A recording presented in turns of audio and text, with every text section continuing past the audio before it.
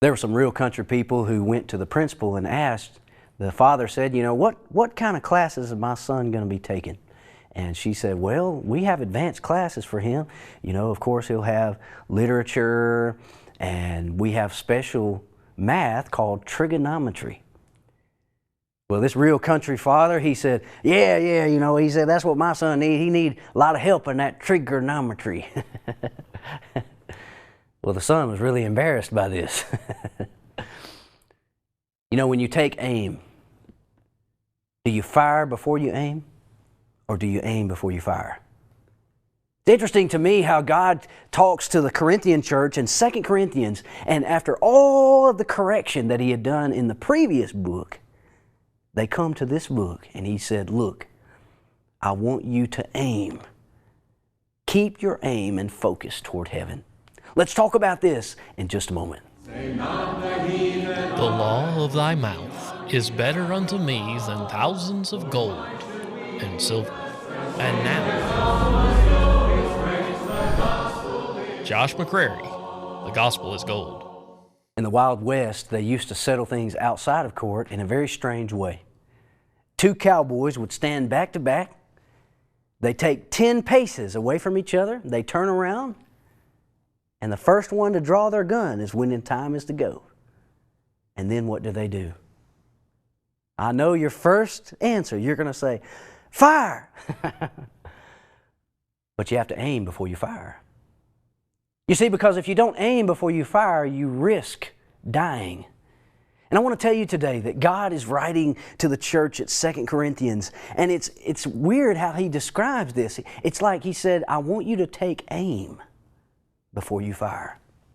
He begins in 2 Corinthians chapter 4, beginning in verse 16. And notice what the writer is writing. Paul is writing to the church at Corinth, and he says, so we do not lose heart. Though our outward self is wasting away, our inner self is being renewed day by day. For this light momentary affliction is preparing for us an eternal weight of glory, notice, beyond all comparison. What's heaven going to be like? It's beyond any comparison, you know. How do you describe such a beautiful place? You know, the Bible says it's like streets of gold, all manner of precious gems. There'll be singing. But really, it's beyond all comparison, you know. You keep reading there. He said, we look not into the things which are seen, but to the things that are unseen. And that the things that are seen are transient, but the things that are unseen are eternal.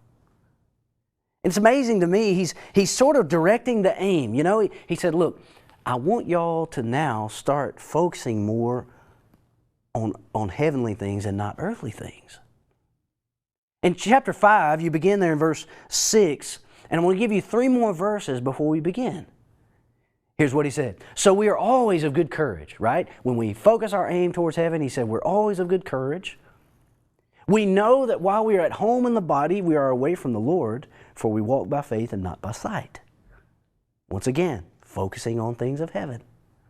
Yes, we are of good courage. That's the second time he mentioned that. We would rather be away from the body and present with the Lord. Now here's the key. So whether we are at home or away, we make it our aim. We make it our aim to please Him. So we're going to entitle this lesson, Claim Your Aim. And really, Paul is writing to this church, and he said, the most important thing that I want you to do now, that you've sort of corrected a lot of these problems from the book of 1 Corinthians, even the man in 1 Corinthians 5, I believe, repented. He writes about that in 2 Corinthians chapter 7. So they've corrected a lot of things. He said, now I want you to fix your aim then toward heavenly things and not toward things on the earth. So that's really what our lesson's about today. What does God expect of me as a member of the Lord's church, as a child of God? He wants me to begin shifting focus, aiming towards heaven, if you will. And I want to give you 2 principles about that today, or 2 points. Number 1, the principles of aim. Number 2, the power of aim. So these are two major things that we'll talk about, and we'll give some subpoints as we go along. Number one, let's talk about the principles of the right aim. David Livingstone was a man who was a missionary to Africa, and he loved the Africans so much that he spent most of his life in Africa. And when he died, it's kind of weird how this happened. His body was buried in Europe, but his heart was buried in Africa. Isn't that amazing? You know, the heart in the Bible is the inner self. And he describes that here in 2 Corinthians 4. You know, he said, our outward self is wasting away, but the inner self is being renewed day by day. Think about the person who you are. Too many times we think of ourselves as a body with a spirit, you know. We think the body is us, but the spirit is just like something else. But it's the other way around. We are a spirit with a body. Let's think about this concept today, and let's focus on the inner man. Let's talk about, you know, what is important and the focus of who we are.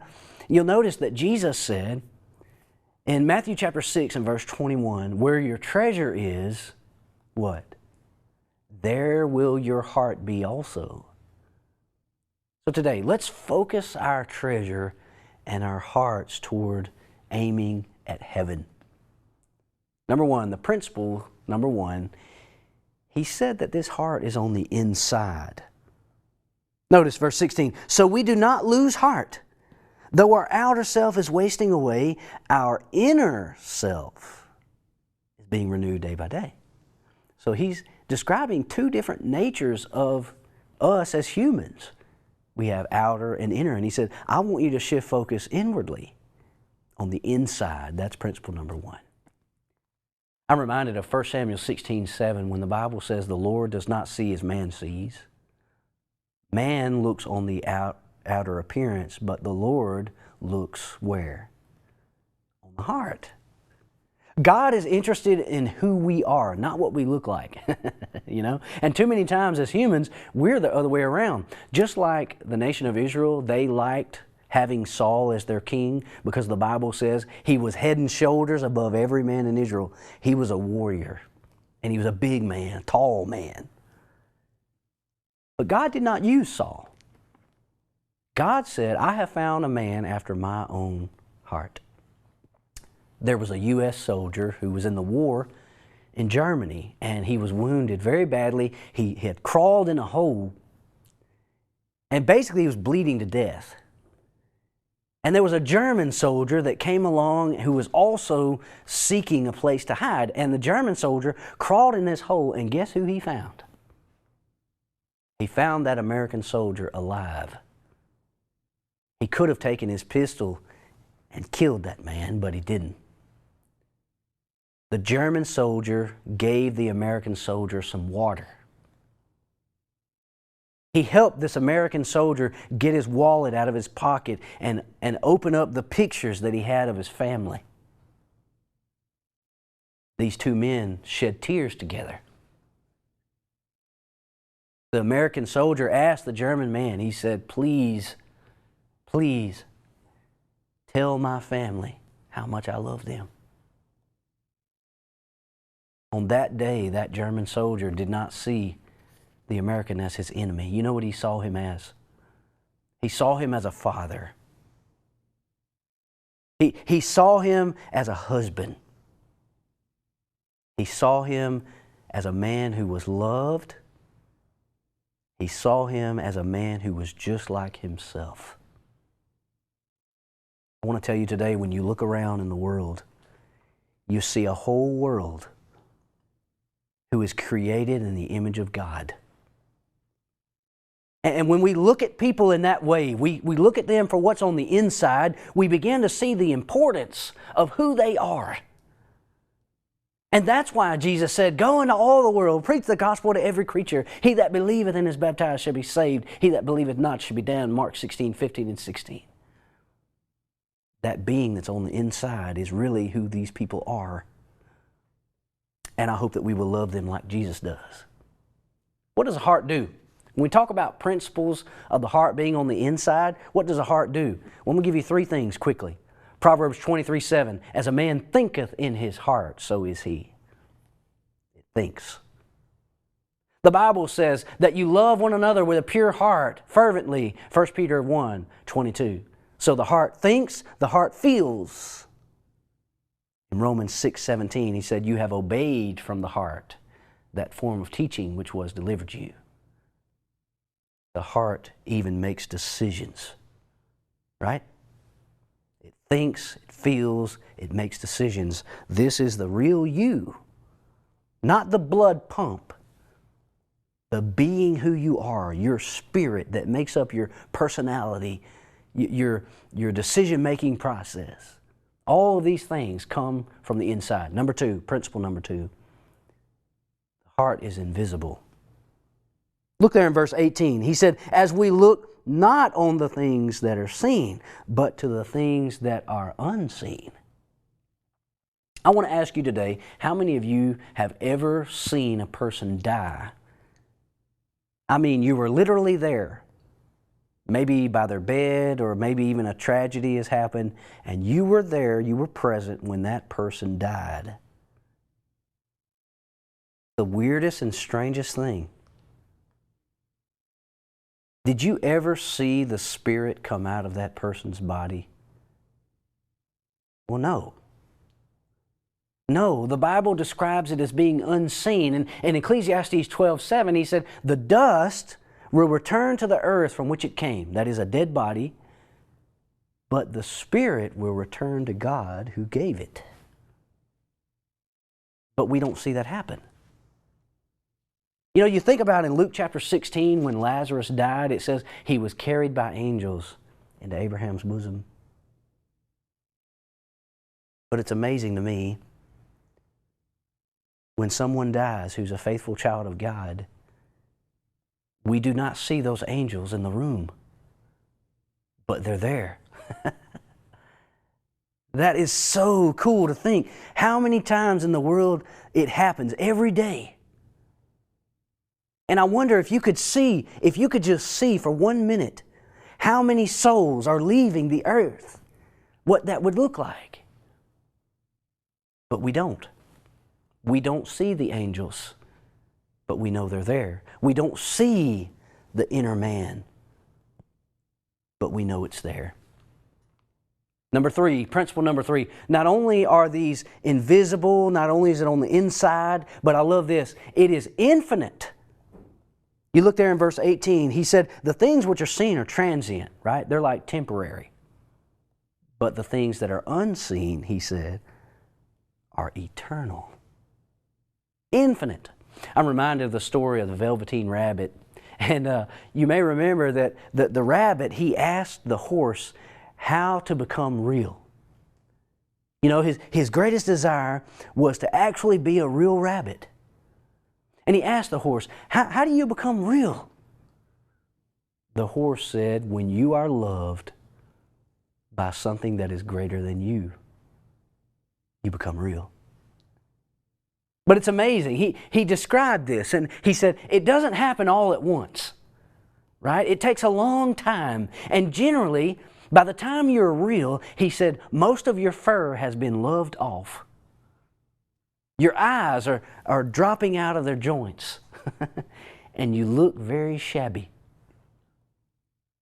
But the horse said, the only people that will realize those things about you are the ones who don't love you. The ones that love you, they don't notice that you look shabby, that your eyes are popping out. That story is teaching some real lessons, right? And there are some good ones. But I want to tell you today, by the time you reach heaven, there's been some bad things happen, right? He describes this. He said, verse 17, our light affliction is preparing for us an eternal weight of glory beyond all comparison. It's interesting to me how he called life a light affliction. What about if you find out you're terminally ill? What about Job? You know, Job said, man that's born of woman is few days and full of troubles, Job 14 and verse 1. You tell Job that he had a light affliction, right? But compared to heaven, that's what he's doing. Compared to heaven, it's a light affliction. There's no comparison. And by the time we get to heaven, a lot of our fur has been rubbed off. We're like the velveteen rabbit that's been chewed up, you know. Maybe one of his eyes is missing. That's the story of the velveteen rabbit. By the time you become real, you're going to have to go through some stuff. That's what he's teaching here, you know. The outward self is wasting. It's wasting away. You're going to have to go through some hard times, but focus your aim toward heaven. And Paul said when you do that, everything will be good. I wonder what people do when they have nowhere to turn, when they're not Christians. When they do find out they're terminally ill, when they do lose their mother or father to death, or what do they do? The answer is nothing. They don't do anything. You know, the focus has been outwardly. What do we do if we don't have somewhere to turn? Because the outward man is gone. We focus on the outwardly our whole lives. When we die, what will we have? You know, in 1 Corinthians chapter 15, Paul wrote to those brethren, he said, I show you a mystery. We shall not all sleep, but we shall be changed in a moment at the last trumpet. And the trumpet will sound, and I love the ESV here. It said, the dead will be raised imperishable. That's exactly what we're talking about today. This being that's on the inside of you is infinite. Or I should say, you are that being, and you have a body on the outside of you. You, friend, will never cease to exist. From the time that you were conceived in your mother's womb, you began to be a soul with a body. We will either live for eternity, lost, separated from God, or with God forever. We're infinite. You know, it's amazing when you think about the principle of who this guy is. It's on the inside, he's infinite, so on and so forth. Number 4, he's invaluable. Because of these principles, his soul makes him invaluable. And Jesus said in Matthew 16:26, what is a man profited if he shall gain the whole world and lose his own soul? Or what shall a man give in return for his soul? Matthew 16:26. You know what that tells me? We're talking about one soul versus the whole world. God said you could gain the whole world. Even if you could gain the whole world, one soul is still more valuable. Just one. But the truth is, if you could gain the whole world, you couldn't keep it.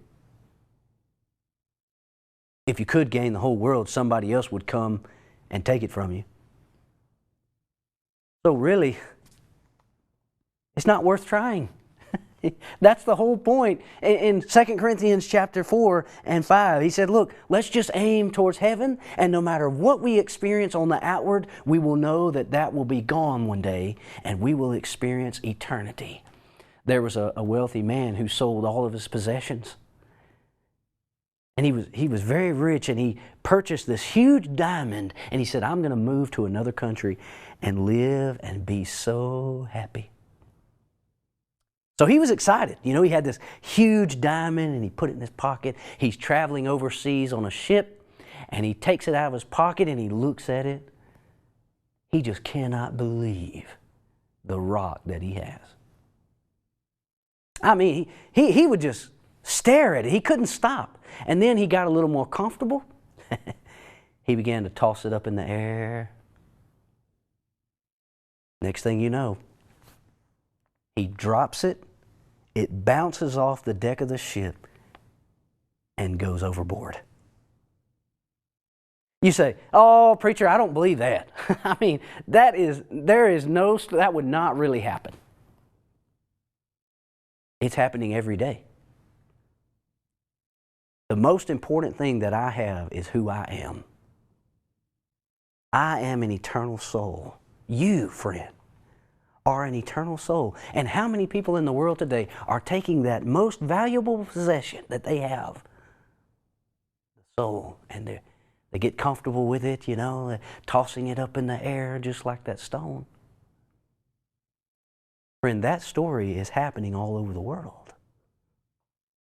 What is going to change our focus? Well, secondly, you know, we talked about principles. It's on the inside, it's infinite, it's invaluable, all these things. What's going to change? Let's shift gears then. Let's talk about point number 2. Not only the principles of your aim, but the power of your aim. How do we begin to shift our focus? Until 1543, most of the world believed that everything revolved around the earth, right? Of course, they knew the earth or something, maybe everything was moving, but they could not figure it all out. So they thought that the stars and the sun were moving around the earth. But a man named Nicholas Copernicus in 1543, he was a very brilliant individual. He was like a philosopher and a scientist, and he had a theory that not everything revolved around the earth, but everything revolved around the sun. He looked at his audience, he pointed to the sun, and he said, "Behold the center of the universe." He didn't know all there was to know about space, and we've discovered a lot since then, but that man was smart. He was asking questions like, why do we have 4 seasons? Why do we see some stars in the daytime and others at night? You see, this man was brilliant, and he realized a principle that we can apply. Everything today revolves around the Son of God. Not the S-U-N, but the S-O-N. When we begin to learn that, our power of our aim begins to shift. And what does it help us with? Number 1, let's give you 4 principles under this power. It helps us with disappointments. Look at verse 16 and 17. We do not lose heart. What if I focus on the outward all the time? Do you think I would lose heart? You remember a little bit later, he said, we have good courage. In chapter 5 and verse 6, he said, so we are always of good courage. Well, what if I focus on the outwardly? I definitely would not always be in good courage. He mentions again in verse 8 of chapter 5, yes, we are of good courage. We would rather be away from the body and at home with the Lord. Well, why? Because as long as I'm in this body, I have disappointments. You have disappointments. You know, some days we're depressed. Some days we find out we're sick. Some days we find out a loved one has passed away. We realize a family member is addicted to drugs. Somebody has a car wreck. But it's amazing to me, Revelation chapter 21, in verse 4, he said, there'll be no more death, neither sorrow, nor crying, and neither shall there be any more pain. For the former things are passed away. Talking about heaven. You know what that tells me in this life? As long as I am away from the Lord, I'm away from heaven, there will be sorrow. There will be death. There will be pain. Disappointments. Physical challenges, impairments, emotional challenges, consequences of our own decisions, consequences of other people's decisions. Job said a man is born of woman in a few days and full of troubles. Job begged God to take his life. I remember reading the book of Job, and one time he said, cursed be the day that I was born. Disappointments. If you have lived for longer than your childhood, there have probably been days when you felt that way too. Let's just be honest, you know. Life is a blessing, but hey, there are times when we feel so low, you know. I can think of times in my life when I felt this big and I just thought, why, you know? I can even think of times in my life when I had every reason to be happy and I was still sad. Just part of living. People think because you're a Christian, you're just always going to be on a bed of roses. You know, you're always going to have this just wonderful, carefree lifestyle. Okay, yeah, being a Christian is wonderful. It's the most blessed life there is. But I want to tell you this, Christians are not free from disappointments. And these preachers on television, you know, they give you this idea that if you become a Christian, God's going to make you rich. He's going to just make you this carefree type person. You're never going to have another problem. No, when you're a Christian, you're going to have somewhere to turn to help you with those problems. Job had a lot of problems. I think of Jonah. Jonah begged God to kill him. Jeremiah. These men had struggles, and they had them so much, they were so depressed, they wish they were dead. There are disappointments in life. And what he's doing is, the power of your aim will help you with those disappointments. Begin looking towards heaven. Don't focus on the outward. You know, you keep focusing, moving on, pressing through those hard times. And God says, one day I will wipe away all tears. So the power, number one, is with disappointments. I love this. Power number two, it's with direction. Verse 18, as we look not to the things which are seen, but to the things which are unseen. For the things that are seen are temporal, transient, but the things that are unseen are eternal. Paul said it this way in Colossians 3:1. If you then be risen with Christ, seek those things which are above, where Christ sits on the right hand of God. Set your affection on things above and not on things on the earth, for you are dead, and your life is hid with Christ in God. Now here's my favorite part, verse 4.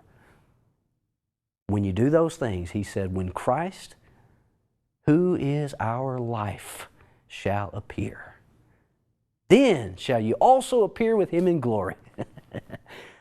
But notice, there's a catch to that. When Christ, and I would underline this, who is our life? Change direction. You know, before in your life, you were serving yourself. You were serving the devil. And now you begin to serve Christ. You've made Him your whole life. That doesn't mean you're going to be perfect. That doesn't mean that you're going to not make mistakes anymore, that you're never going to be unhappy. No. It means no matter what happens to you from this point on, you say, I am going to fight through this. I'm going to be with Jesus. He is my life. And I know He has promised that He will help me to get to heaven. Direction. There was a Vietnamese man who would not be rescued in the time of monsoon. The reason was because he didn't want to leave the wildebeest and the cows behind. He was too wealthy. He died as a result. He could not change direction. Power number 3. Let's move on. I'm going to give you 2 more of these. It helps with decisions. Look at chapter 5, verse 9. He said, so whether we are at home or away, we make it our aim to please Him. From this point on, that's what we do. When we seek things above, we change direction, we change our decisions. We make it our aim to please Him. Number 4, power number 4, dedication. Look at verse 10. We all appear before the judgment seat of Christ, that everyone may receive the things done in his body, according to that he hath done, whether it be good or bad. God will judge us one day. I hope that you and I both will claim our aim and aim towards heaven today. Have you obeyed the gospel? Jesus said, he that believeth and is baptized shall be saved. He that believeth not shall be damned. Mark 16, 15 and 16. From that point on, we focus our aim towards heaven. And I hope that you and I both will do it. God bless you. Till next time.